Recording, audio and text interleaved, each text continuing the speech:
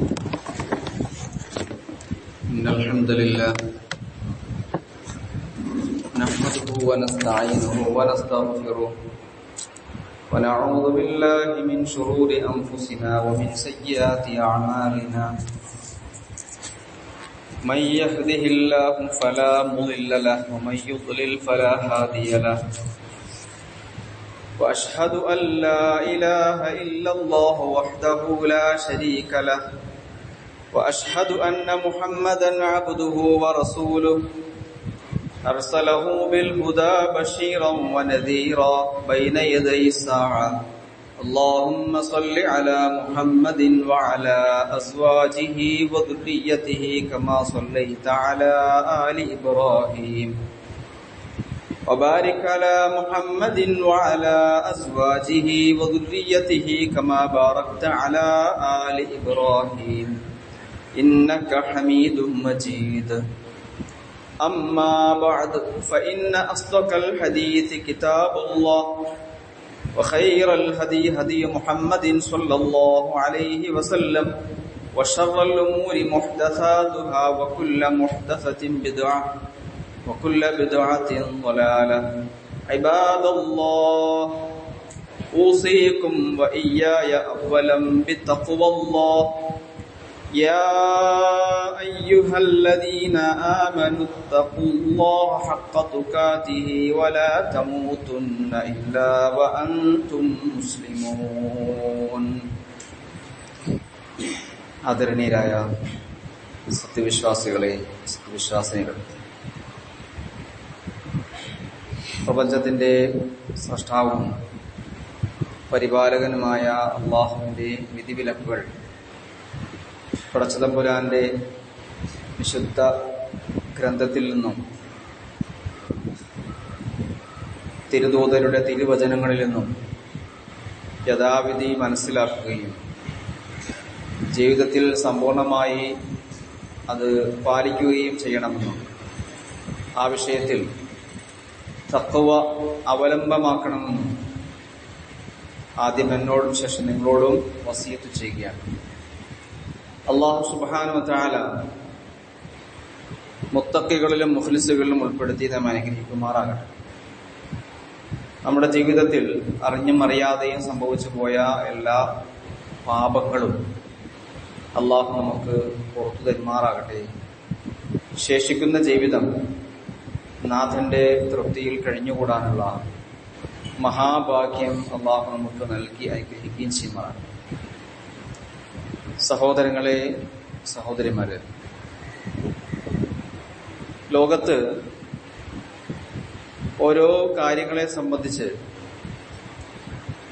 അറിയുകയും അറിയാൻ ആഗ്രഹിക്കുകയും ചെയ്യുന്ന വിഭാഗമാണ് മനുഷ്യർ.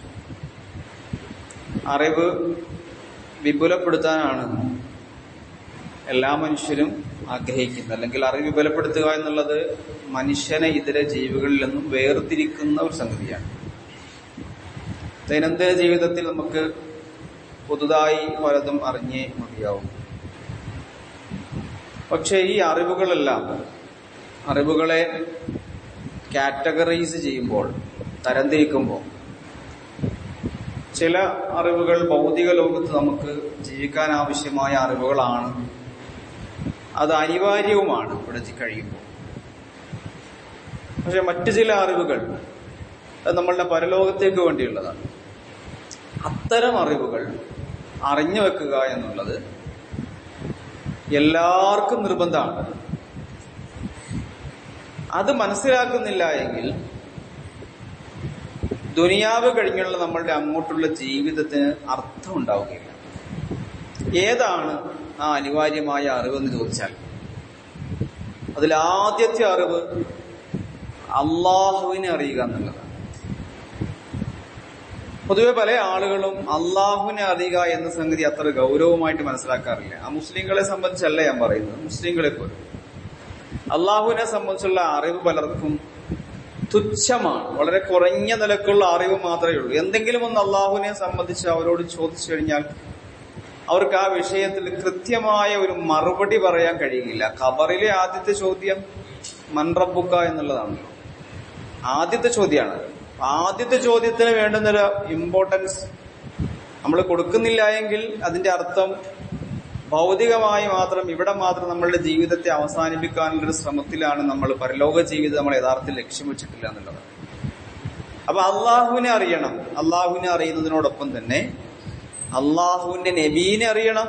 അതും വിശ്വാസത്തിന്റെ ഭാഗമാണ്. അള്ളാഹുവിനെ അറിയുക, അള്ളാഹുവിന്റെ നബീനെ അറിയുക, അള്ളാഹു നമുക്ക് നൽകിയ ജീവിത പദ്ധതിയായ ഇസ്ലാമിനെ കുറിച്ച് അറിയുക. ഇതൊക്കെ നമ്മുടെ പ്രാഥമികമായി ഒരു മുസ്ലിമിന് ഉണ്ടാകേണ്ടുന്ന ഒരു അറിവാണ്. ആ അറിവും പിന്നെ ആ അറിവനുസരിച്ചുള്ള പ്രവർത്തനവും.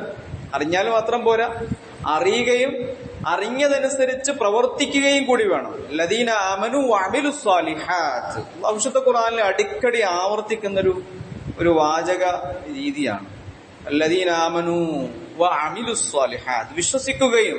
വിശ്വാസത്ത് അറിവെന്നിട്ടാ വിശ്വാസം ഉണ്ടാകുക, അറിയാതെ വിശ്വസിക്കാൻ കഴിയില്ല. അറിഞ്ഞതാണല്ലോ വിശ്വസിക്കാൻ പറ്റുക. അപ്പൊ ഈമാൻ എന്നുള്ളത് വിശ്വാസവുമായിട്ട് ബന്ധപ്പെട്ട് നിൽക്കുന്നുണ്ട്. ഇപ്പം സഹീഹുൽ ബുഖാരിയിലടക്കം ഇമാം ബുഖാരിയെ പോലെ മുസ്ലിമിനെ പോലെയുള്ള പണ്ഡിതന്മാരൊക്കെ ഹദീസുകൾ വിവരിക്കുമ്പോഴത്തേക്കും ആദ്യം കിതാബുൽ ഇൽമ്, അറിവിന്റെ അധ്യായമാണ്. അറിവിന്റെ അധ്യായം കഴിഞ്ഞ പിന്നെ ഈമാന്റെ അധ്യായത്തിലേക്ക് വരിക. ഫഅലം അന്നഹു ലാ ഇലാഹ ഇല്ലല്ലാഹ്, നീ അറിയണം. അന്നഹു ലാ ഇലാഹ ഇല്ലല്ലാഹ്, അവൻ ദൈവം, അല്ലാഹു ലാ ഇലാഹ ഇല്ലല്ലാഹ്, അല്ലാഹ് അല്ലാതെ പിന്നെ വേറൊരു ദൈവമില്ല. അപ്പൊ ആ ഒരു പ്രാഥമികമായ ഒരു അറിവ് ഒരു വിശ്വാസിക്ക് ആദ്യമായി ഉണ്ടാകേണ്ട സംഗതിയാണ്, അനിവാര്യമായി ഉണ്ടാകേണ്ട സംഗതിയാണ്. ഏതൊരാൾക്കും, പണ്ഡിതനെന്നോ പാമരനെന്നോ ധനികനെന്നോ പണക്കാരനെന്നോ വ്യത്യാസമില്ലാതെ എല്ലാവർക്കും ഉണ്ടാകേണ്ടുന്ന നിർബന്ധമായ ഒരു അറിവാണ് അള്ളാഹുവിനെ അറിയൽ, പ്രവാചകനെ അറിയൽ, നബിയെ അറിയൽ, അള്ളാഹുവിന്റെ ദീനിനെ അറിയൽ, പിന്നെ അതിന്റെ പ്രവർത്തനങ്ങൾ.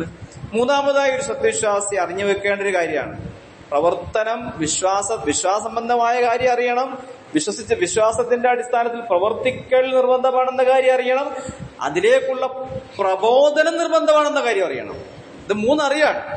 ഒന്ന് അള്ളാഹിനെ അറിയുക, അള്ളാഹിനെ അറിയുമ്പോൾ അള്ളാഹുവിനെയും അള്ളാഹുവിന്റെ റസൂലിനെയും ദീനിനെ അറിയുക, അതിലുള്ള പ്രവർത്തനം നിർബന്ധമാണെന്ന കാര്യം അറിയുക, അതിലേക്കുള്ള പ്രബോധനം നിർബന്ധമാണ് എന്ന കാര്യം അറിയുക. അപ്പൊ ഈ മൂന്ന് അറിവ് ഒരാളുടെ മനസ്സിലുണ്ടാകുന്നതോടുകൂടി തന്നെ അതിലേക്കുള്ള പ്രബോധനം ഒരാൾ ജീവിതത്തിൽ ചെയ്തു തുടങ്ങുമ്പോൾ തന്നെ സ്വാഭാവികമായും ഉണ്ടാകുന്ന ഒരു സംഗതിയാണ് ആളുകളുടെ ഭാഗത്തു നിന്നുള്ള പ്രതിരോധം എന്നുള്ളത്. അവർ എതിർക്കാൻ ശ്രമിക്കും. എതിർപ്പുകൾ അതിശക്തമായിരിക്കും. നബിമാരുടെയൊക്കെ ജീവിതം നമ്മൾ പഠിക്കുമ്പോഴത്തേക്കും എല്ലാ പ്രവാചകന്മാരെയും, ലോകത്ത് വന്ന മുഴുവൻ സമുദായത്തിലേക്ക് വന്ന പ്രവാചകന്മാർ, അല്ലാഹു വിശുദ്ധ ഖുർആനിൽ അത് പറയുന്നുണ്ട്. ഒറ്റ നബി ഇല്ല ലോകത്ത് വന്നിട്ടില്ല ആ നബിയോട് ആ സമൂഹം അതിനെ എതിർത്തിട്ടല്ലാതെ. ഖുർആൻ കൃത്യമായി തന്നെ ഖുർആൻ ടെക്സ്റ്റായി പറഞ്ഞു വെക്കുന്നത് ലോകത്ത് വന്ന ഒരൊറ്റ റസൂലുള്ളാഹി സ്വല്ലല്ലാഹു അലൈഹി വസല്ലമയെ ആശ്വസിപ്പിച്ചുകൊണ്ട് അള്ളാഹു വിശുദ്ധ ഖുർആനിൽ സൂറത്തു സബയിൽ പറഞ്ഞു വെക്കുന്നതാണ്. അള്ളാഹിന്റെ റസൂൽ സ്വല്ലല്ലാഹു അലൈഹി വസല്ലം ഇസ്ലാമിക പ്രബോധനത്തിന്റെ ആദ്യ കാലഘട്ടത്തിൽ മക്കയിലെ ഖുറൈശികൾക്കിടയിൽ അള്ളാഹുവിനെ സംബന്ധിച്ച് പറഞ്ഞു തുടങ്ങിയപ്പോഴത്തേക്കും അതിശക്തമായ എതിർപ്പാണ് അള്ളാഹിന്റെ റസൂലിന് അനുഭവിക്കേണ്ടി വന്നത്. അപ്പൊ ആ എതിർപ്പിൽ തന്റെ ഏറ്റവും അടുത്ത ആളുകൾ, അന്ന് വരെ തന്നെ അൽ അമീൻ എന്ന് വിളിച്ചിരുന്നവർ, തന്നെ ഏറ്റവും വിശിഷ്ട വ്യക്തിയായി ആ സമൂഹത്തിൽ കൊണ്ടു നടന്നിരുന്ന ആളുകൾ, അത് തന്നെ തന്റെ ഏറ്റവും അടുത്ത് മുത്താപ്പയെ പോലെ, അബൂലഹബ് അള്ളാന്റെ റസൂലിന്റെ സ്വന്തം മുത്താപ്പയാണല്ലോ. അപ്പൊ ഇത്രയും അടുത്ത വ്യക്തിത്വങ്ങൾ തനിക്കെതിരെ തന്നെ ഭ്രാന്തനെന്ന് വിളിച്ചുകൊണ്ട് മറ്റു തലത്തിലും ആക്ഷേപിച്ചുകൊണ്ട് തന്റെ പിന്നാലെ ഇങ്ങനെ കൂടിയപ്പോഴത്തേക്ക് നബി സല്ലല്ലാഹു അലൈഹി വസല്ലം വല്ലാതെ മടുത്തുപോയിട്ടുണ്ടായിരുന്നു, വല്ലാതെ റസൂൽ സങ്കടപ്പെട്ടിട്ടുണ്ടായിരുന്നു. അപ്പൊ ആ സമയത്ത് അള്ളാഹുവിന്റെ റസൂലിനെ അള്ളാഹു ആശ്വസിപ്പിച്ചുകൊണ്ട് പറയുന്നുണ്ട്, ലോകത്തൊരു നബിയും വന്നിട്ടില്ല ഇല്ല ഉദിയ, ഈ വിഷയത്തിൽ ആ നബി അതിന്റെ പേരിൽ പീഡിപ്പിക്കപ്പെട്ടിട്ടല്ലാതെ. അപ്പൊ അള്ളാഹുവിലേക്ക് ക്ഷണിക്കുമ്പോ, അള്ളാഹുവിന്റെ മതത്തിലേക്ക് ക്ഷണിക്കുമ്പോ, സത്യം മനസ്സിലാക്കിയതനുസരിച്ച് പ്രവർത്തിക്കാനായി ആളുകളെ ക്ഷണിക്കുമ്പോ ആളുകൾ ആ വിഷയത്തിൽ ആ പ്രവാചകനെ അല്ലെങ്കിൽ അതിൽ പ്രബോധനം ചെയ്യുന്ന ഏതൊരു വ്യക്തിയെയും ഉപദ്രവിക്കും. ഇവിടെ അള്ളാഹു നമ്മളോട് പറഞ്ഞു വെക്കുന്നത്, ഇങ്ങനെ ഉപദ്രവങ്ങൾ നേരിടുന്ന സമയത്ത് നിങ്ങൾ ഈ പ്രബോധനം നിർത്തി നിങ്ങൾക്ക് ഇഷ്ടമുള്ള വഴിക്ക് പോകുക എന്നുള്ളതല്ല, മറിച്ച് ക്ഷമയോടെ അതിൽ അടിയുറച്ച് നിൽക്കുക എന്നുള്ളതാണ്. വിശുദ്ധ ഖുർആനിൽ ഒരു ചെറിയ ഒരു സൂറത്തുണ്ട്, സൂറത്തുൽ അസ്ർ. വൽ അസ്ർ ഇന്നൽ ഇൻസാന ലഫീ ഖുസ്ർ ഇല്ലല്ലദീന ആമനൂ വഅമിലുസ് സ്വാലിഹാത്തി വതവാസൗ ബിൽ ഹഖ് വതവാസൗ ബിസ് സബ്ർ. വൽ അസ്ർ, കാലം തന്നെയാണ് സത്യം. യുഗാന്തരങ്ങളെ സംബന്ധിച്ച്, യുഗങ്ങളെ സംബന്ധിച്ച്, നൂറ്റാണ്ടുകളെ സംബന്ധിച്ച് അള്ളാഹു സത്യം ചെയ്ത് പറയാണ്. അസ്ർ എന്ന വാക്കിന്റെ അർത്ഥം ഏതെങ്കിലും ഒരു അസ്ർ നിസ്കാരത്തിന്റെ സമയം എന്നല്ലല്ലോ. അസ്ർ എന്ന് പറഞ്ഞാൽ അതിന് വിശാലമായ അർത്ഥമുള്ളത് അത് കാലഘട്ടങ്ങളെ കുറിച്ച് അള്ളാഹ് സത്യം ചെയ്യുക. ചരിത്രത്തെ മുഴുവൻ അള്ളാഹ് നമ്മുടെ മുമ്പിലേക്ക് എടുത്തിങ്ങനെ കാണിക്കുകയാണ്. ആദം നബി അലൈഹി സ്വലാത്തു വസ്സലാം മുതൽ ഇന്നലെ വരെ നമ്മുടെ മുമ്പിലേക്ക് വന്നുപോയ ആ കാലങ്ങളുണ്ടല്ലോ, ആ കാലം ഒരു വലിയ സംഭവമാണ്. എന്തൊക്കെ ലോകത്ത് സംഭവിച്ചു പോയിട്ടുണ്ട്. ലോകത്ത് ഈ സംഭവവികാസങ്ങളുടെയൊക്കെ ഏറ്റവും പ്രധാനപ്പെട്ട ടോപ്പിക് എന്താന്ന് വെച്ചാൽ സത്യവും അസത്യവും തമ്മിലുള്ള പോരാട്ടമാണ്. ലോകത്ത് എവിടെയും കാണുന്ന പോരാട്ടങ്ങളിലേക്കുള്ള സത്യവും അസത്യവും തമ്മിലുള്ള പോരാട്ടമാണ്. അത് ഏത് രാഷ്ട്രങ്ങൾ തമ്മിലുള്ള പോരാട്ടമാണെങ്കിലും ഒരാളുടെ ഭാഗത്ത് സത്യം ഉണ്ടാവും, മറ്റൊരാളുടെ ഭാഗത്ത് അസത്യം ഉണ്ടാവും. ഒരാൾ നീതിക്ക് വേണ്ടി നിൽക്കുന്നുണ്ടാവും, മറ്റൊരാൾ അനീതിക്ക് വേണ്ടി നിൽക്കുന്നുണ്ടാവും. ചിലപ്പോൾ രണ്ടു കൂട്ടരും അനീതിക്ക് വേണ്ടിയായിരിക്കും നിൽക്കുക. പക്ഷെ ലോകത്ത് നടന്ന സംഘടനകളിൽ ഭൂരിപക്ഷം നോക്കുമ്പോഴത്തേക്ക് ഇസ്ലാമിനെതിരെയുള്ള സംഘടനകളാണ്. ഇസ്ലാമിനെ പരാജയപ്പെടുത്താൻ, ഇസ്ലാമിനെ ഇല്ലാതാക്കാനുള്ള സംഘടനകളാണ് ലോകത്ത് എമ്പാടും ഇന്നും നടന്നുകൊണ്ടിരിക്കുന്നത്. ഇപ്പൊ ഗസയൊക്കെ നമ്മൾ പറഞ്ഞു പോകുമ്പോൾ അവിടെയും നമ്മൾ കാണുന്നത് ഈ സത്യവും അസത്യവും തമ്മിലുള്ള ഈ പോരാട്ടമാണ്. അപ്പൊ ഈ പോരാട്ടങ്ങൾ നടന്ന ആ കാലഘട്ടത്തെ അള്ളാഹു നമ്മളുടെ മുമ്പിൽ കാണിച്ചിട്ട് പറയാം, മനുഷ്യരെ നിങ്ങൾ നിങ്ങളുടെ പിന്നാമ്പുറം ഒന്ന് പരിശോധിച്ച് നോക്കൂ, നിങ്ങളുടെ പഴയ ചരിത്രം നോക്കൂ. ആ കാലമില്ലേ, ആ കാലത്ത് കുറെ സംഭവ വികാസങ്ങളില്ലേ, അതിന്റെയൊക്കെ അവസാനം നടന്ന കുറെ വിജയങ്ങളില്ലേ. എല്ലാ സംഘടനകളിലും അവസാനം വൽആഖിബത്തുലിൽ മുത്തഖീൻ, അല്ലാഹു ഖുർആനിൽ ഉറപ്പിച്ചു പറയുന്നൊരു വാക്കാണ്. വൽആഖിബത്തുലിൽ മുത്തഖീൻ, മുത്തഖികൾക്കാണ് അവസാന വിജയം എന്നുള്ളത്. ആത്യന്തിക വിജയം മുത്തഖികൾക്കുള്ളതാണ്. അപ്പൊ ആ ഒരു കാലഘട്ടത്തെ അള്ളാഹു നമ്മൾ മുമ്പിൽ അവതരിപ്പിച്ചിട്ട് പിന്നെ പറയുന്നത് ഇന്നൽ ഇൻസാന ലഫീ ഖുസ്ർ, മനുഷ്യനൊക്കെ വമ്പിച്ച നാശത്തിൽ തന്നെയാണ്. അൽ ഇൻസാൻ ലഫീ ഖുസ്ർ, തീർച്ചയായും മനുഷ്യൻ നാശത്തിലാണ്. ബഹുഭൂരിപക്ഷം മനുഷ്യന്മാര് നാശത്തിലാണ്. കുറച്ച് ആൾക്കാർ നാശത്തിലല്ല. അവരാരാണ്? ഇല്ലല്ലദീന ആമനു, ഒന്ന് അവർ വിശ്വസിച്ചിട്ടുണ്ട്. അവർക്ക് കിട്ടിയ അറിവിന്റെ അടിസ്ഥാനത്തിൽ അള്ളാഹു ഏകനാണ് എന്ന ആ ജ്ഞാനം, അള്ളാഹു സത്യപ്രവാചകന്മാരെ മനുഷ്യർക്ക് ദിശ കാണിക്കാൻ വേണ്ടി പ്രപഞ്ചത്തിലേക്ക് അയച്ചിട്ടുണ്ട് എന്നുള്ള ആ അറിവിനെ, അതിൽ വിശ്വസിച്ച ആളുകൾ അല്ലദീന ആമനു, അത് വിശ്വസിക്കുകയും ആ വിശ്വാസത്തിന്റെ അടിസ്ഥാനത്തിൽ സൽക്കർമ്മങ്ങൾ അനുഷ്ഠിക്കുകയും ചെയ്തവർ, പിന്നെയോ ഹക്ക് കൊണ്ട് അവർ വസിയത്ത് ചെയ്തു എന്ന് പറഞ്ഞാൽ സത്യത്തിലേക്ക് പ്രബോധനം ചെയ്തു എന്നാണ്. ഹക്ക് കൊണ്ട് വസിയത്ത് ചെയ്യുക. വസിയത്ത് എന്നുള്ളത് ആളുകളോടുള്ള ഗുണകാംക്ഷയാണല്ലോ, ആളുകളോടുള്ള ഉത്ബോധനാണല്ലോ വസിയത്ത് എന്നുള്ളത്. ഒരു വസിയത്ത് കൊടുക്കുക എന്ന് പറയുമ്പോഴത്തേക്ക് മരിക്കാൻ പോകുന്ന വസിയത്ത് കൊടുക്കുന്നു. തന്റെ കാലശേഷം ആളുകൾ എന്തൊക്കെ ചെയ്യണമെന്നുള്ള നിർദ്ദേശമാണ് ഈ വസിയത്ത്. അപ്പോ സത്യപ്രവാചകന്മാരും അവരെ പിൻപറ്റിയ ആളുകൾ സമൂഹത്തിൽ നൽകുന്ന വസിയത്തുകളുണ്ട്. അങ്ങനെയുള്ള വസിയത്തുകൾ ജീവിതത്തിൽ കൊണ്ടു നടന്ന കുറെ ആളുകൾ ആ വസിയത്തുകൾ, ഹക്ക് കൊണ്ടുള്ള വസിയത്തുകൾ അത് അനുഷ്ഠിക്കുകയും പിന്നെ അത് മുഖേന ഉണ്ടായിത്തീരുന്ന കഷ്ടനഷ്ടങ്ങളെ, പ്രയാസങ്ങളെ, പീഡനങ്ങളെ, ബുദ്ധിമുട്ടുകളെ, ഇതിനെയൊക്കെ സഹിക്കാനായി പരസ്പരം വസിയത്ത് ചെയ്യുകയും ചെയ്ത ആളുകൾ ഒഴിച്ചു ബാക്കിയുള്ള മനുഷ്യന്മാരൊക്കെയും നഷ്ടത്തിലാണ് എന്ന് അള്ളാഹു ഈ സൂറത്തിൽ ഇങ്ങനെ പറഞ്ഞു തരുന്നത്. എന്താന്ന് വെച്ച് കഴിഞ്ഞാല്, ഞാൻ നിങ്ങളോട് പറഞ്ഞ 4 പോയിന്റുകളുണ്ട്. ഒന്ന്, അറിയുക, അള്ളാഹുവിനെ അറിയുക, പ്രവാചകനെ അറിയുക, പിന്നെ അള്ളാഹുവിന്റെ ദീനിനെ അറിയുക, അതിനനുസരിച്ച് പ്രവർത്തിക്കുക, അതിലേക്ക് ആളുകളെ ക്ഷണിക്കുക. അങ്ങനെ ക്ഷണിക്കുമ്പോൾ, പ്രബോധനം നടത്തുമ്പോൾ ഉണ്ടാകുന്ന പ്രയാസങ്ങളെ നമ്മൾ ക്ഷമാപൂർവം തരണം ചെയ്യുക എന്നുള്ളത് ഈ ആയത്തിൽ അള്ളാഹു വളരെ ചുരുക്കി, ഒറ്റ സൂറത്തിൽ, ചെറിയ സൂറത്തിൽ അള്ളാഹു ചുരുക്കി പറഞ്ഞു വെക്കുകയാണ്. സഹോദരങ്ങളെ, അള്ളാഹു സുബ്ഹാനഹു വ തആല നമ്മെ സൃഷ്ടിച്ചവനാണല്ലോ. നമ്മുടെ പടച്ചവൻ ആരാണെന്ന് വെച്ച് കഴിഞ്ഞാല് അള്ളാഹുവാണ്. അള്ളാഹു നമ്മളെ സൃഷ്ടിക്കുക മാത്രമല്ല, നമുക്ക് ഈ ലോകത്ത് ജീവിക്കുന്നതിനാവശ്യമായ വിഭവങ്ങൾ തന്നവനാണ്. ഞാൻ ഇനി പറയുന്ന കാര്യങ്ങളൊന്നും ആർക്കും പുതുമയുള്ള കാര്യങ്ങളല്ല, നിങ്ങൾക്കത് പുതുമയുള്ളതായിട്ട് തോന്നുന്നില്ല. പക്ഷെ എന്തിനു ഇങ്ങനെ പറയുന്ന വെച്ച് കഴിഞ്ഞാല്, ഇങ്ങനെ ഒരു അറിവ് നമ്മുടെ ഉള്ളിൽ കത്തി നിൽക്കുന്നുണ്ടെന്നുള്ളൊരു ബോധം നമുക്ക് ഉണ്ടാവേണ്ടേ. ഇതാണല്ലോ ഈമാൻ എന്ന് പറയുന്ന സാധനം. ഇത് നമ്മളുടെ ഉള്ളിലുണ്ടെന്നൊരു ബോധം നമുക്ക് ഉണ്ടാകാൻ വേണ്ടിയിട്ടാണ് ഇടയ്ക്കിടയ്ക്ക് ഇത്തരം ചർച്ചകൾ പറഞ്ഞുകൊണ്ടിരിക്കുന്നത്. അപ്പോ നമ്മളെ സൃഷ്ടിച്ച അള്ളാഹു, നമ്മൾക്ക് വിഭവങ്ങൾ തന്ന അള്ളാഹു, നമ്മളെ സൃഷ്ടിച്ച് നമുക്ക് വേണ്ടുന്ന കാര്യങ്ങളൊക്കെ ഭൂമിയിൽ ഇങ്ങനെ സംവിധാനിച്ച് അള്ളാഹു നമ്മളെ ഇങ്ങനെ വെറുതെ വിട്ടയച്ചിട്ടില്ല. അബസൻ പാടായിട്ട് നിങ്ങളെ പടച്ചതല്ല. നിങ്ങളിങ്ങനെ ലോകത്തേക്ക് കുറെ കാലം മരിക്കുന്നവരെ ഇവിടെയുള്ള വിഭവങ്ങൾ ആസ്വദിച്ച് അനുഭവിച്ച് നിങ്ങളിങ്ങനെ മണ്ണടിയുക എന്നുള്ള ലക്ഷ്യത്തിലേക്ക് വേണ്ടി അല്ല അള്ളാഹു പടച്ചു വെച്ചത്.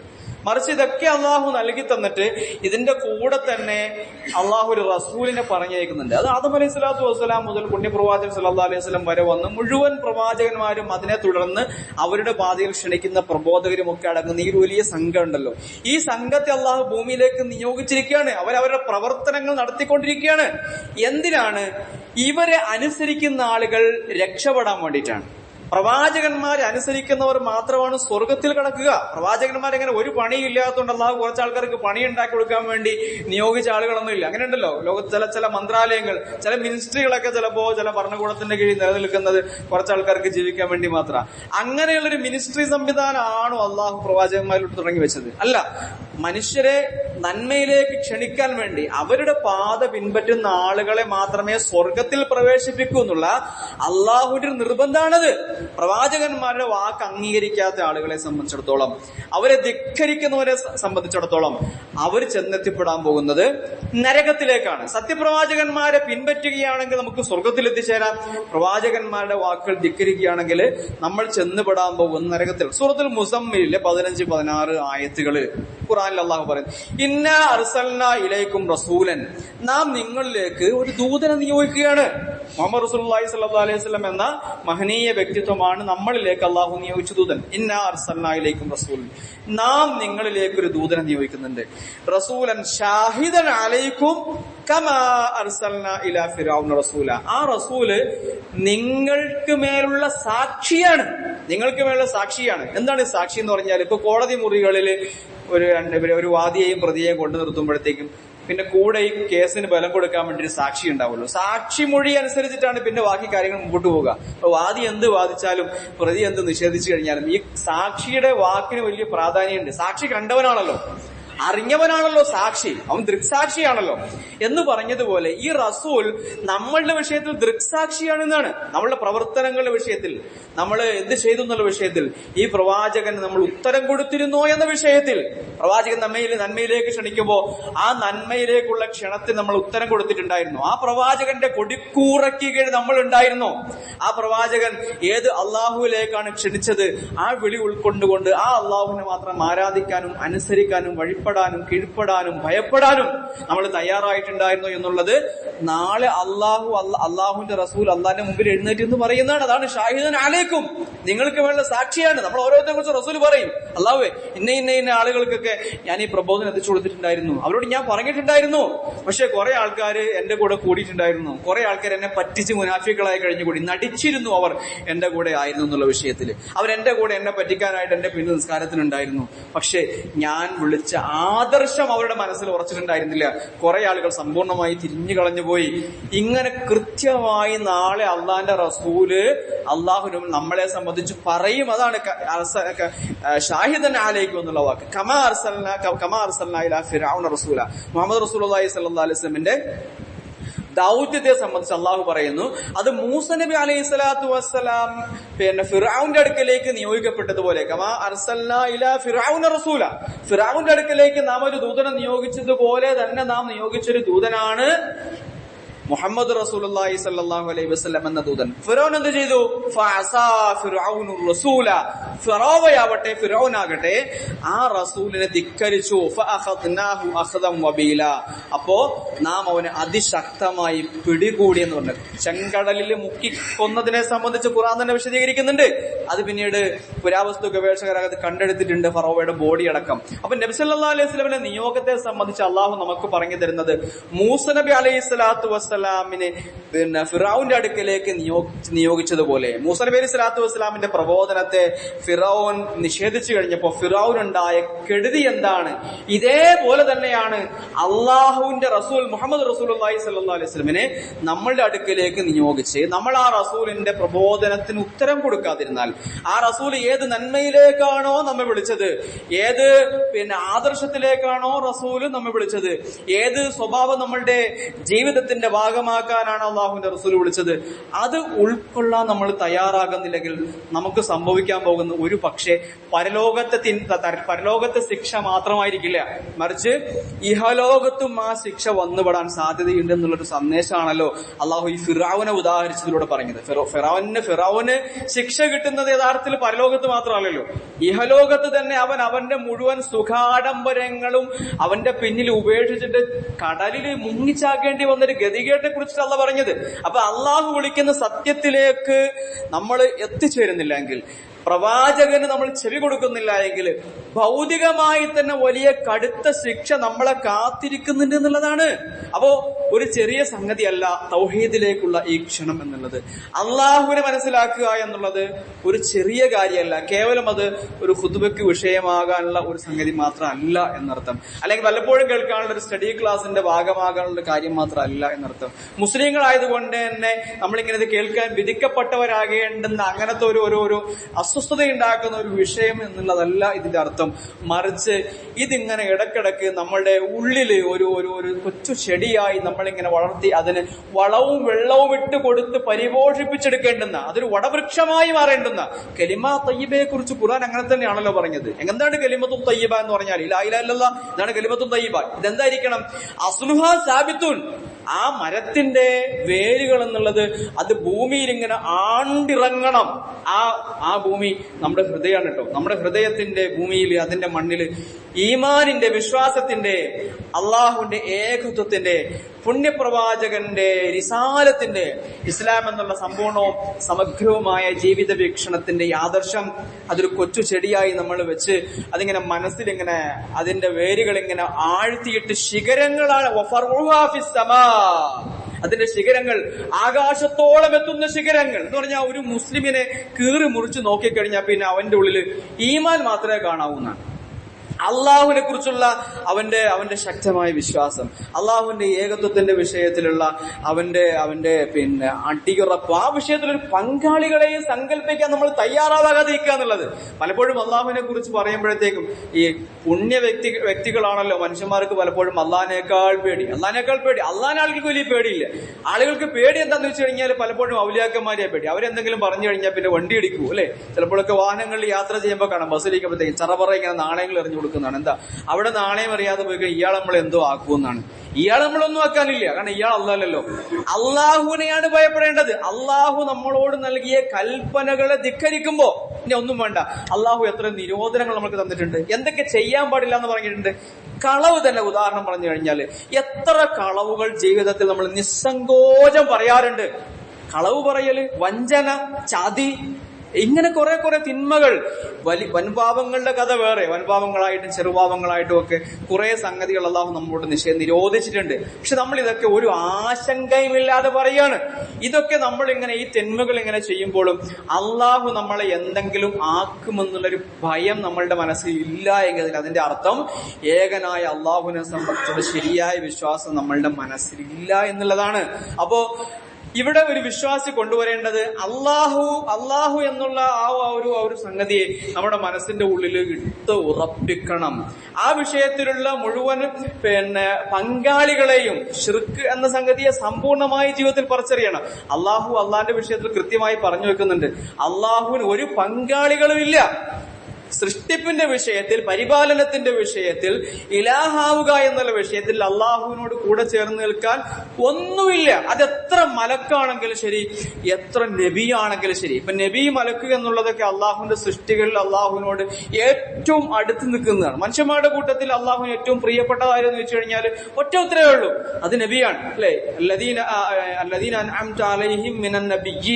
നമ്മൾ അള്ളാഹു അനുഗ്രഹിച്ച ആളുകളുടെ പാതയിലേക്ക് എത്തിക്കാനായിട്ട് നമ്മൾ സൂറത്തുൽ ഫാത്തിഹയിൽ ഓരോ റക്അത്തിൽ ചോദിക്കുന്നുണ്ടല്ലോ അല്ലെ. അള്ളാഹു നീ അനുഗ്രഹിച്ച ആളുകളുടെ പാതയിലേക്ക്, സിറാത്തൽ ലദീന അൻഅംത അലൈഹിം, നീ ആരെയാണോ അനുഗ്രഹിച്ചത് ആ അനുഗ്രഹിച്ചവരുടെ പാതയിലേക്ക് നീ ഞങ്ങളെ എത്തിക്കണമേ. ആരാണ് അനുഗ്രഹിച്ച ആളുകൾ? സൂറത്തുൽ ബഖറയിൽ അള്ളാഹു അനുഗ്രഹിച്ച ആളുകളുടെ പേര് പറയുമ്പോഴത്തേക്കും അതിൽ ഒന്നാമതായി പറയുന്ന പേര് അല്ലദീന അൻഅംത അലൈഹിം മിനൻ നബിയ്യീൻ, നബിമാരാണ്. പക്ഷെ ഈ നബിമാർക്ക് പോലും അള്ളാഹു ദിവ്യത്വത്തിന്റെ അല്ലെങ്കിൽ ദൈവമാവുക എന്ന സംഗതിന്റെ ഒരു അല്പം പോലും ഒരു പ്രവാചകൻ കൊടുത്തിട്ടില്ല. മലക്കിനെ സംബന്ധിച്ച് പറയുമ്പോഴത്തേക്കും അൽ മലായികത്തുൽ മുഖറബൂൻ എന്നാ പറയുക, അള്ളാഹുവിന്റെ ഏറ്റവും സമീപത്തുള്ള മലക്കുകൾ. ഈ സമീപം എന്നൊക്കെ പറയുമ്പോഴും അത് എത്ര സമീപമാണെന്നുള്ളത് ജിബ്രീൽ അലൈഹി സ്വലാത്തു വസ്സലാം വ്യക്തമാക്കുന്നുണ്ട്. ജിബ്രീലിനോട് ചോദിക്കുന്നുണ്ട്, ജിബ്രീലെ നീ അള്ളാഹിനെ കണ്ടിട്ടുണ്ടോ? റസൂൽ ചോദിക്കാൻ, നീ അള്ളാഹിനെ കണ്ടിട്ടുണ്ടോ? അപ്പൊ ജിബ്രീൽ പറയുന്നത്, ഞാൻ എങ്ങനെ അള്ളാഹിനെ കാണാനാണ്? അള്ളാഹു എന്നുള്ളത് പ്രകാശത്തിന്റെ മറകൾക്കപ്പുറത്താണുള്ളത്. പ്രകാശത്തിന്റെ കുറെ പ്രകാശത്തിന്റെ കർട്ടനുകളുണ്ട്, അതിനപ്പുറത്താണ് അള്ളാഹു ഉള്ളത്. അതിലേതെങ്കിലും ഒരു പ്രകാശത്തിന്റെ മറ ഭേദിക്കാൻ ഞാൻ ശ്രമിച്ചാൽ ഞാൻ ആ സമയം കത്തിച്ചാമ്പലായി പോകും. ജിബ്രീൽ പറയാണ്. അപ്പോ ഒരു മലക്ക് പോലും അള്ളാഹുവിന്റെ സമീപത്തേക്ക് പോലും എത്തുന്നില്ല. ഒരു മനുഷ്യൻ പോലും, ഒരു നബിയാണെങ്കിൽ പോലും അള്ളാഹുവിന്റെ സമീപത്തേക്ക് പോലും എത്തുന്നില്ല. അപ്പൊ ഇത് പറയുമ്പോൾ നിങ്ങൾ ചോദിക്കും, പുണ്യപ്രവാചകൻ സല്ലല്ലാഹു അലൈഹി വസല്ലം അള്ളാഹുവിനെ കണ്ടിട്ടുണ്ടോ? റസൂൽ അള്ളാഹിനെ കണ്ടിട്ടുണ്ടോ ഇല്ലെന്നുള്ള വിഷയമൊക്കെ പണ്ഡിതന്മാർക്ക് തർക്ക വിഷയമാണ്. ഞാൻ ആ വിഷയം പറയാനല്ല. ഇനി അള്ളാഹിനെ കണ്ടിട്ടുണ്ടെങ്കിൽ ഇല്ലെങ്കിൽ തന്നെയും അള്ളാഹിനെ കണ്ടിട്ടുണ്ടോ എന്നതിന്റെ പേരിൽ നബി സല്ലല്ലാഹു അലൈഹി വസല്ലം ദിവ്യത്വത്തിന്റെ ഒരു ഭാഗവുമില്ല. നബി സല്ലല്ലാഹു അലൈഹി വസല്ലം കൃത്യമായി തന്നെ സഹാബികളോട് പറയുന്നുണ്ട്, മുൻഗാമികളായ ആളുകൾ അവിടെ പ്രവാചകന്മാരെ ദൈവമാക്കിയതുപോലെ നിങ്ങൾ എന്നെ ദൈവമാക്കാൻ നിൽക്കരുത്. മുൻഗാമികളായ ആളുകൾ ജൂതനസാറാക്കൾ അവിടെ പ്രവാചകന്മാരുടെ ഖബറിടങ്ങൾ മസ്ജിദുകളാക്കിയതുപോലെ, ആരാധനാ കേന്ദ്രങ്ങളാക്കിയതുപോലെ നിങ്ങൾ എന്റെ ഖബറിടം ആരാധനാ കേന്ദ്രമാക്കരുത്. റസൂലുള്ളാഹി സ്വല്ലല്ലാഹു അലൈഹി വസല്ലം കൃത്യമായി കണിശമായി പറഞ്ഞു വെക്കുകയാണ്. അപ്പോ ഏകത്വം എന്ന സംഗതി അത് അള്ളാഹുവിന് മാത്രം അവകാശപ്പെട്ടതാണ്. അള്ളാഹുവിനെ മാത്രമേ ആരാധിക്കാവൂ, അള്ളാഹുവിനെ മാത്രമേ വഴിപ്പെടാവൂ, അള്ളാഹുവിനെ മാത്രമേ ദൈവമായി അംഗീകരിക്കാവൂ, അള്ളാഹുവിനോട് മാത്രമേ നമ്മളുടെ ഏത് സഹായവും നമ്മൾ ചോദിക്കാവൂ. എന്ത് ആവശ്യങ്ങളും ചോദിക്കാനുള്ള ഏകനായ ഒരു സംഗതി പ്രപഞ്ചത്തിലുള്ളത് അത് പ്രപഞ്ചത്തിന്റെ നാഥനായ അള്ളാഹു മാത്രമാണ്. ഈ അള്ളാഹുവിനെ നാഥൻ എന്ന അർത്ഥത്തിൽ, പരിപാലകൻ എന്ന അർത്ഥത്തിൽ, അതിനൊക്കെ അപ്പുറത്ത് ദൈവം എന്നുള്ളത് അർച്ചനകൾ അർപ്പിക്കപ്പെടാനുള്ള സ്ഥലമാണ്. അവിടേക്കാണ് നമ്മൾ മുഴുവൻ നമ്മുടെ ആരാധനകൾ സമർപ്പിക്കപ്പെടുന്നത്. അവിടെ വഴിപാടുകൾ സമർപ്പിക്കുന്നതിന് അവിടെ മീഡിയേറ്റർമാരുടെ ആവശ്യമില്ല, ഇടയാളന്മാരുടെ ആവശ്യമില്ല, പുരോഹിതന്മാരുടെ ആവശ്യമില്ല, മറ്റു പുണ്യവ്യക്തികളുടെ ആവശ്യമില്ല. ഇതൊന്നുമില്ലാതെ തന്നെ നമ്മളുടെ ആരാധനകൾ സമ്പൂർണ്ണമായി രണ്ട് കൈയും നീട്ടി സ്വീകരിക്കാൻ തയ്യാറായി നിൽക്കുന്നവനാണ് അള്ളാഹു. ആ അള്ളാഹുവിലുള്ള അടിയുറച്ച വിശ്വാസം. അപ്പൊ ഇനി ഈ വിശ്വാസം മനസ്സിലേക്ക് വന്നു കഴിഞ്ഞാൽ പിന്നെ യാത്ര ചെയ്യുമ്പോഴത്തേക്കും വഴിനീളെ കാണുന്ന പച്ച പുതച്ചതോ ചുവപ്പ് പുതച്ചതോ ആയ ഖബറുകൾ നമ്മുടെ മനസ്സിലേക്ക് കടന്നു വരാൻ പാടില്ല. അത് വെറും ശ്മശാനങ്ങൾ മാത്രമാണ്. അതിന്റെ ഉള്ളിൽ കഴിയുന്ന മനുഷ്യന്മാർക്ക് അതിന്റെ ഉള്ളിൽ ആളുണ്ടെങ്കിലും ഇല്ലെങ്കിലും, അതിന്റെ ഉള്ളിലുള്ളത് മനുഷ്യനാണെങ്കിലും മൃഗമായാലും നമ്മളുടെ ജീവിതത്തിൽ അത് ബാധിക്കുന്ന സംഗതിയല്ല. കാരണം അത് സാധാരണ ഖബറിടം കാണുമ്പോഴത്തേക്ക് നമ്മുടെ മനസ്സിന്റെ ഉള്ളിലേക്ക് വരാനുള്ള ചിന്ത എന്താണോ, കുന്തു നഹായിതുകുമൻ സിയാറത്തുൽ ഖുബൂർ, ഞാൻ നിങ്ങൾക്ക് ഖബർ സന്ദർശനം വിലക്കിയിട്ടുണ്ടായിരുന്നു. നബി സല്ലല്ലാഹു അലൈഹി വസല്ലം പറയാണ്, ഞാൻ നിങ്ങൾക്ക് ഖബർ നിങ്ങൾ സന്ദർശിക്കാനേ പാടില്ല. റസൂൽ സല്ലല്ലാഹു അലൈഹി വസല്ലം പ്രവാചകനായി ലോകത്ത് വന്ന് സമൂഹത്തോട് ആദ്യം നൽകുന്ന കൽപ്പനകളിൽ ഒന്നാണ്, നിങ്ങൾ ഖബർ കാണാൻ പോലും പോകണ്ട കേട്ടോ. ഖബർ നിങ്ങൾ കാണാൻ പോലും പോകണ്ട. പിന്നെ റസൂൽ പറയുന്നത് കുറച്ചു കാലം കഴിഞ്ഞപ്പോഴത്തേക്കും, എന്നാ ഇനി ആ നിരോധനം പിൻവലിച്ചിട്ടുണ്ട്, ഫസൂറുഹ, നിങ്ങൾ ഖബറിനെ കാണാൻ പോയിക്കോളൂ. എന്തിനാണ്? പൂജ അർപ്പിക്കാനല്ല, തങ്ങളോട് പ്രാർത്ഥിക്കാനല്ല, പരാതികളും പരിദേവനങ്ങളും പറയാനല്ല. പിന്നെയോ ഖബർ സന്ദർശനം എന്നുള്ളത് നിങ്ങൾക്കത് മരണത്തെ സംബന്ധിച്ച് ഓർമ്മിപ്പിക്കും. എനിക്കിനി പോയി കിടക്കാനുള്ള സ്ഥലമാണല്ലോ അവിടെ, നാളെ ഞാൻ എവിടെയാണല്ലോ ഉള്ളത്. ഇന്ന് ഞാൻ ഈ മണ്ണിന്റെ മുകളിലൂടെ എന്റെ രണ്ട് കാലുകൾ കൊണ്ട് നടന്നു പോകുന്നുണ്ടെങ്കിൽ എന്റെ ഈ ശ്വാസം നിലച്ചു കഴിഞ്ഞാൽ പിന്നെ ആറ് ആളുകൾ കട്ടിലിൽ കൊണ്ടുപോയി, അല്ലെ, 6 കാലുള്ള കട്ടിലിൽ പിന്നെ എന്നെ കൊണ്ടുപോയി, ഞാൻ കിടക്കേണ്ടുന്ന സ്ഥലമാണല്ലോ അവിടെ പിന്നെ ചോദ്യങ്ങൾ ഉണ്ടാകുമല്ലോ, മലക്കുകൾ വരുമല്ലോ, എന്റെ നന്മകളെ സംബന്ധിച്ചും തിന്മകളെ സംബന്ധിച്ച് ചോദിക്കുമല്ലോ. തുദക്കിറുക്കുമുൽ മൗത, നിങ്ങൾക്ക് മരണത്തെ സംബന്ധിച്ച് അത് ഓർമ്മപ്പെടുത്തും. അതിനുവേണ്ടി മാത്രമാണ് ഖബർ സന്ദർശനം തന്നെ അള്ളാഹുവിന്റെ റസൂൽ നമ്മൾക്ക് അനുവദിച്ചു തന്നതെന്ന് മനസ്സിലാക്കുക. സഹോദരങ്ങളെ, ഇന്നത്തെ ഏറ്റവും പ്രധാനപ്പെട്ട സന്ദേശം ഇതാണ്: ഏകനായ അള്ളാഹുവിനെ മാത്രം ഉൾക്കൊണ്ട് ജീവിക്കുക. ആ വിഷയത്തിൽ മറ്റൊരു തരത്തിലുള്ള അഡ്ജസ്റ്റ്മെന്റിന് നമ്മൾ നിൽക്കേണ്ടതില്ല. അള്ളാഹു റബ്ബാണ്, അവൻ ഇലാഹാണ്, കാരുണ്യവാനായ നാഥൻ. ജീവിതത്തിന്റെ അവസാനം വരെ അള്ളാഹുവിനെ മാത്രം ആരാധിച്ച് ജീവിക്കുന്ന ഒരു അവസ്ഥ നമുക്ക് അവൻ നൽകി അനുഗ്രഹിക്കുമാറാകട്ടെ.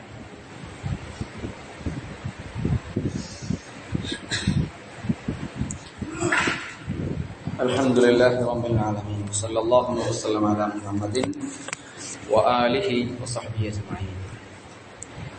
يا أيها الذين آمنوا اتقوا الله حق تقاته ولا تموتن إلا وأنتم مسلمون. ആദരണീയരായ സത്യവിശ്വാസികളെ, സത്യവിശ്വാസിനികളെ, അള്ളാഹുവിന്റെ വിധിവിലക്കുകൾ സമ്പൂർണമായി തന്നെ ജീവിതത്തിൽ പാലിച്ച് ജീവിക്കുക. എല്ലാ മേഖലകളിലും അള്ളാഹുവിനെ ഭയപ്പെട്ട് തഖ്വ മുറുകെ പിടിച്ച് ജീവിക്കുക. അള്ളാഹു സുബ്ഹാനഹു വ തആല മുത്തഖികളിലും മുഖ്ലിസുകളിലും ഉൾപ്പെടുത്തി നമ്മെ അനുഗ്രഹിക്കുമാറാകട്ടെ. സഹോദരങ്ങളെ, ലോകത്ത് ആരാധനാലയങ്ങൾ സ്ഥാപിക്കപ്പെട്ടിട്ടുള്ളത് അള്ളാഹുവിനെ ആരാധിക്കാൻ വേണ്ടിയിട്ടാണ്. ഏത് ആരാധനാലയവും സ്ഥാപിക്കുമ്പോൾ ആരാധനയാണല്ലോ അതിൽ ഉദ്ദേശിക്കപ്പെടുന്നത്. അപ്പൊ ആരാധനാലയങ്ങളിൽ നടക്കേണ്ടുന്ന ആരാധന അള്ളാഹുവിനുള്ള ആരാധനയാണ്. ഇന്ന അവ്വല ബൈത്തിൻ വുദിഅ ലിന്നാസി ലല്ലദീ ബിബക്കത മുബാറക. ലോകത്ത് ആദ്യം ഉണ്ടാക്കപ്പെട്ട ആരാധനാലയം, അത് അല്ലദീ ബിബക്കത മുബാറക, പരിശുദ്ധമായ മക്കയിൽ ഉണ്ടാക്കപ്പെട്ട ആരാധനാലയമാണ്. ബൈത്തുല്ലാഹ് അൽ മുശറഫ്, പരിപാവനമായ കഅബ എന്നുള്ള ആഗ്രഹം. അതാണ് ലോകത്ത് ആദ്യം ഉണ്ടാക്കപ്പെട്ട മസ്ജിദ്, ബൈത്ത്, ആരാധനാലയം. അപ്പൊ ഈ ആരാധനാലയത്തിന് ചുവട് പിടിച്ചാണ് പിന്നെ ലോകത്ത് ബാക്കിയുള്ള എല്ലാ പള്ളികളും ഉണ്ടാക്കപ്പെട്ടത്. മസ്ജിദുകളെ സംബന്ധിച്ച് അല്ലാഹ് പറയുന്നു, വഅന്നൽ മസാജിദ ലില്ലാഹ്. മസ്ജിദുകൾ, പള്ളികൾ സുജൂദിന്റെ ഇടങ്ങളെന്നാണ് ഇതിന്റെ അർത്ഥം കേട്ടോ. മസ്ജിദ് എന്ന വാക്കിന്റെ അർത്ഥം എന്താണ്? മസ്ജിദ് എന്ന വാക്കിന്റെ അർത്ഥം സുജൂദ് ചെയ്യുന്ന സ്ഥലം എന്നാണ്. സുജൂദ് ചെയ്യാനുള്ള സ്ഥലം. അപ്പൊ അവിടെ നടക്കേണ്ടുന്ന പ്രധാനപ്പെട്ട പണി എന്താണ്? സുജൂദാണ്. നിസ്കാരമാണ് നടക്കേണ്ടത്. നിസ്കാരത്തിൽ സുജൂദ് ഇല്ലാത്ത നിസ്കാരമല്ല. മയ്യിത്ത് നിസ്കാരം മാത്രമല്ലേ സുജൂദ് ഇല്ലാത്ത നിസ്കാരമേ ഉള്ളൂ. അതന്നെ ഇമാം അബൂ ഹനീഫ റഹ്മത്തുള്ളാഹി അഭിപ്രായം അതിൽ നിസ്കാരമല്ല എന്നാണ്. മയ്യിത്ത് നിസ്കാരത്തെ സംബന്ധിച്ച് നമ്മൾ മയ്യിത്ത് നിസ്കാരം എന്ന് പറയുന്നുണ്ടെങ്കിലും അബൂ ഹനീഫ പറയുന്നത് അത് ദുആയാണെന്നാണ്. അതുകൊണ്ട് ദാഇയൻ ലിൽ മസ്ജിദ്, മയ്യിത്ത് ദുആ ചെയ്യാൻ വേണ്ടി ഞാൻ നിസ്കരിക്കുന്നു എന്നുള്ളതാണ് ഹനഫി മദ്ഹബിൽ മയ്യിത്ത് നിസ്കാരത്തിന്റെ നിയ്യത്ത് തന്നെ പറഞ്ഞു വെക്കുന്നത്. അപ്പൊ അത് നിസ്കാരമാണോ വെച്ച് കഴിഞ്ഞാൽ അത് നിസ്കാരമല്ല. കാരണം സുജൂദ് റുക്കൂഅാണ് നിസ്കാരം. സുജൂദ് റുക്കൂഅുള്ള നിസ്കാരങ്ങൾക്ക് വേണ്ടി ഉണ്ടാക്കപ്പെട്ടതാണ് പള്ളി. അപ്പൊ ആ പള്ളിയിൽ ആരെ പ്രാർത്ഥിക്കണം? വഅന്നൽ മസാജിദല്ലാഹ് ഫലാ തദ്ഉ മഅല്ലാഹി അഹദ. അതുകൊണ്ട് അള്ളാഹുവിനോടൊപ്പം പിന്നെ നിങ്ങൾ വേറെ അഹദൻ, ഒരൊന്നിനെ പിന്നെ വിളിക്കാൻ പാടില്ല. പള്ളിയിൽ അള്ളാഹിനോടൊപ്പം പിന്നെ വേറെ ഒന്നിനെ വിളിക്കാൻ പാടില്ല. അപ്പൊ അവിടെ ഇരുന്ന് മൗലൂദ് ഓതാന്ന് വെച്ച് കഴിഞ്ഞാല് ഈ ആയത്തിന്റെ അർത്ഥം ഫലാ തദ്ഉ മഅല്ലാഹി അഹദ, അള്ളാഹിനോടൊപ്പം പിന്നെ നിങ്ങൾ വേറെ ഒന്നിനെ വിളിക്കരുത്. അത് നബിയാണെങ്കിലും കൊള്ളാം, മുഹീദ്ദീൻ ശൈഖ് ആയാലും കൊള്ളാം, റിഫായി ശൈഖ് ആയാലും കൊള്ളാം, മമ്പറത്ത് തങ്ങളായാലും കൊള്ളാം, ഇനി അതല്ല പിന്നെ ഫരീദ് തങ്ങളായാലും കൊള്ളാം, ഏത് തങ്ങളായാലും അതിനൊന്നും വിളിക്കാനുള്ള സ്ഥലമല്ല എന്ത്? പള്ളി. പള്ളി വിളിക്കാൻ പാടില്ല, പിന്നെ പുറത്തും പാടില്ല. പള്ളി വിളിക്കാൻ പാടില്ലെങ്കിൽ പുറത്തും വിളിക്കാൻ പാടില്ല. അപ്പൊ നിസ്കാരത്തെ സംബന്ധിച്ച് മഹത്തുക്കൾ പറയാറുണ്ട്, നിസ്കാരത്തിൽ നീ എങ്ങനെയാണോ അതുപോലെ ആയിരിക്കണം നിസ്കരിച്ച് പുറത്തിറങ്ങിയാൽ. നിസ്കാരത്തിൽ നീ എങ്ങനെയാണോ അതുപോലെ ആയിരിക്കണം നിസ്കരിച്ച് പുറത്തിറങ്ങിയാൽ. എന്താണ്? നിസ്കാരത്തിൽ കുറെ സംഗതികൾ പാടില്ലാത്തതുണ്ടല്ലോ. നിസ്കാരത്തിൽ കുറെ സംഗതികൾ പാടില്ല. എന്താണ് പാടില്ലാത്ത ഏറ്റവും പ്രധാനപ്പെട്ട സംഗതി? അള്ളാഹു അല്ലാത്ത വേറെ ഒന്നിനെ മനസ്സിലേക്ക് കൊണ്ടുവരാൻ പാടില്ല. അതാണ് നിസ്കാരത്തിലും പ്രധാനപ്പെട്ട സംഗതി. പുറത്തിറങ്ങുമ്പോഴും അള്ളാഹു അല്ലാത്ത വേറൊന്നും നിന്റെ മനസ്സിന്റെ ഉള്ളിൽ ഉണ്ടാകാൻ പാടില്ല. അപ്പൊ നിന്റെ കച്ചവട ഇടപാടുകളിൽ, നീ വ്യാപാരങ്ങളിലേക്ക് പോകുമ്പോ, തൊഴിലിലേക്ക് പോകുമ്പോ അവിടെ ഉണ്ടാവണം അള്ളാഹുവിന്റെ നിർദ്ദേശം. അവിടെ ചതിക്കാൻ പാടില്ല കേട്ടോ, പറ്റിക്കാൻ പാടില്ല കേട്ടോ, കളവ് പറയരുതട്ടോ, ആളുകളെ നോക്കി പുഞ്ചിരിക്കണം. നിർദ്ദേശങ്ങൾ, അള്ളാഹിന്റെ നിർദ്ദേശങ്ങൾക്കൊത്താണ്. പിന്നെ നിസ്കാരത്തിന്റെ ഉള്ളിൽ അള്ളാഹിന്റെ നിർദ്ദേശങ്ങൾക്കൊത്തു പ്രവർത്തിച്ച മനുഷ്യൻ നിസ്കാരം കഴിയുമ്പോഴും അള്ളാഹുവിന്റെ നിർദ്ദേശങ്ങൾക്കൊത്തു പ്രവർത്തിക്കണം. അപ്പൊ പള്ളിന്റെ ഉള്ളിലായിരിക്കുമ്പോൾ വിശ്വാസി എങ്ങനെയാണോ അതേപോലെ തന്നെ അള്ളാഹുവിന്റെ കൽപ്പനകളെ അനുസരിക്കുന്നവനായിരിക്കണം പള്ളിന്റെ പുറത്തും. അതാണ് ഇബാദത്തിന്റെ അർത്ഥം. ആരാധന എന്ന വാക്കിന്റെ അർത്ഥം അനുസരണം എന്നാകുന്നത് അങ്ങനെയാണ്. അള്ളാഹുവിന്റെ കൽപ്പനകളെ അനുസരിച്ച് വേണം മുമ്പോട്ട് പോകാൻ. ഏറ്റവും വലിയ ആരാധന എന്നുള്ളത് അള്ളാഹുവിനെ അനുസരിച്ച് മുമ്പോട്ട് പോകുക എന്നുള്ളതാണ്. അള്ളാഹു അല്ലാത്ത വേറെ ആരെയെങ്കിലും ആ വിഷയത്തിൽ അനുസരിക്കാൻ നിൽക്കുമ്പോൾ അള്ളാഹുവിനുള്ള അനുസരണത്തിൽ, ആരാധനയിൽ പങ്കുചേർത്തവരായി നമ്മൾ മാറും. സഹോദരങ്ങളെ, വളരെ ശ്രദ്ധിക്കേണ്ടെന്ന പ്രധാനപ്പെട്ട ഒരു പോയിന്റാണെന്ന് പറഞ്ഞു വെച്ചത്. ഏകനായ അള്ളാഹുവിനെ മാത്രം ആശ്രയിച്ചു മാത്രമേ ജീവിതത്തിൽ മുമ്പോട്ട് കൊണ്ടുപോകാവൂ. അവനായിരിക്കണം നമ്മുടെ ജീവിതത്തിൽ സമ്പൂർണ്ണമായി സമർപ്പിക്കേണ്ടത്. കാരുണ്യവാനായ നാം നമുക്കതിൽ തോന്നിക്കുന്നതാകട്ടെ. 2 അറിയിപ്പുകളുണ്ട്. ഒന്ന്, നമ്മളുടെ പീസ് മിഷൻ ട്രസ്റ്റ്, അവര് ഡയാലിസിസ് അതേപോലെ പല ജീവകാരുണ്യ പ്രവർത്തനങ്ങളുമായി മുമ്പോട്ട് പോകുന്ന ഒരു സംഘമാണ്. അതിലവരുടെ ഒരു പുതിയൊരു ഡയാലിസിസ് യൂണിറ്റിന്റെ ഉദ്ഘാടനം എരുമേലി സോണി ഹോസ്പിറ്റൽ വെച്ച് ശനിയാഴ്ച 4 മണിക്ക് ലളിതമായ ചടങ്ങാണ്. അതിലേക്ക് ആളുകളെ ക്ഷണിക്കാനല്ല, മറിച്ച് അങ്ങനത്തെ ഒരു സംഗതി ഉദ്ഘാടനം നടക്കുന്നുണ്ട് എന്ന് അറിയിക്കുകയാണ്. നമ്മളുടെ കൂട്ടത്തിൽ പാവങ്ങളായ ആളുകളുണ്ട്. മനുഷ്യത്തിനോടുള്ള കരുണയും ഇസ്ലാമിന്റെ ഭാഗം തന്നെയാണല്ലോ. അള്ളാഹുവിനോടുള്ള അർച്ചനകൾ മാത്രമല്ല, മറിച്ച് മനുഷ്യന്മാർക്ക് പ്രയോജനപ്പെടുന്ന കാര്യങ്ങൾ ചെയ്യുക എന്നുള്ളതും ഇസ്ലാം തന്നെയാണ്. അപ്പോ ഡയാലിസിസ് പോലുള്ള പ്രയാസപ്പെടുന്ന, അതിന് ഗതിയില്ലാത്ത ആളുകളിൽ അവർക്ക് ഈ സേവനങ്ങൾ ഉപയോഗപ്പെടുത്താവുന്നതാണ്. പീസ് മിഷൻ ട്രസ്റ്റിന്റെ ആളുകളുമായിട്ട് ബന്ധപ്പെടുക. പിന്നെ ഇസ്ലാമിക ചെറുപ്പത്തിന്റെ പെൺകുട്ടികളുടെ ഒരു വലിയ സമ്മേളനം ഞായറാഴ്ച തിരുവനന്തപുരത്ത് നടക്കുന്നുണ്ട്. GAOയുടെ നമ്മളുടെ പെൺകുട്ടികളെ 15 വയസ്സ് മുതൽ 30 വയസ്സുള്ള പെൺകുട്ടികൾക്ക് സമ്മേളനത്തിൽ പങ്കെടുക്കാവുന്നതാണ്. അതും നിങ്ങൾ പങ്കെടുത്ത് വിജയിപ്പിക്കുക. അല്ലാഹു സുബ്ഹാനഹു വ തആല നമ്മളുടെ എല്ലാ നന്മകളും അല്ലാഹു സ്വീകരിക്കുമാറാകട്ടെ. എല്ലാ നല്ല പ്രവർത്തനങ്ങളും അല്ലാഹു ഇഖ്ലാസോടുകൂടി ഉദ്ദേശശുദ്ധിയോടുകൂടി നമുക്ക് ചെയ്യാനുള്ള വലിയ ഭാഗ്യം നാഥനായ നാഥ നമുക്ക് നൽകി അനുഗ്രഹിക്കുമാറാകട്ടെ. അല്ലാഹു ധാരാളം പാപങ്ങൾ ഞങ്ങൾ ചെയ്തു പോയിട്ടുണ്ട്. നാഥ, നീയാണ് ഞങ്ങളുടെ പാപങ്ങൾ പുറത്തു തരേണ്ടത്.